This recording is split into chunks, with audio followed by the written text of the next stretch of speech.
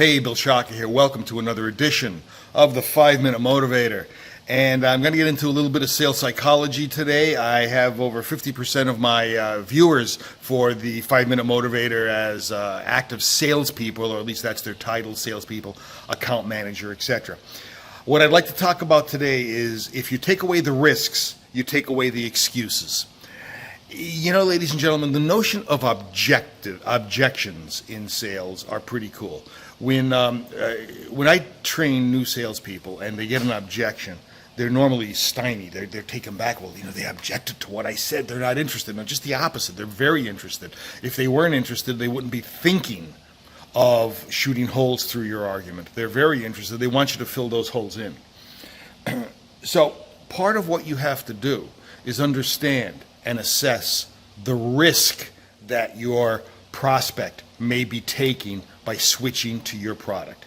Now, look, if you sell chemicals and you're asking them to change the degreaser that they use under some of their machines, there's not a whole hell of a lot of risk associated with that. You flip them a gallon and you say, try it. If it works better, they're going to use it. It becomes a commodity and it becomes a line item on their expense in their income statement for expenses. And lo and behold, you got a new client. If it's the machine, well, there's a lot of risk associated with that. Having to install new machinery, and you better understand that your prospects are going to be damn sure that your machine is going to be the best machine for what they're trying to accomplish. Your job is to slowly peel the onion, and every ring of the onion is a risk that the individual has to take. Now, there's ways to do that. Part of what you can do is show your specs for whatever it is you're selling. Show your specs. Show why your product works and works better. Another is social proof. Bring some evidence of other clients. Now, this becomes a little tricky.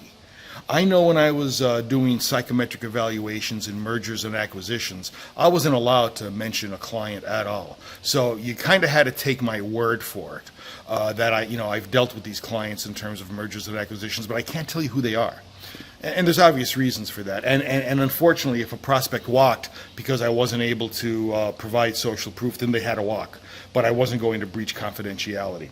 But in general, if you could offer social proof, clients that have used your service and your products and love them, you may in fact find that becomes enough of a risk dissipator to actually work for your people, for your prospects.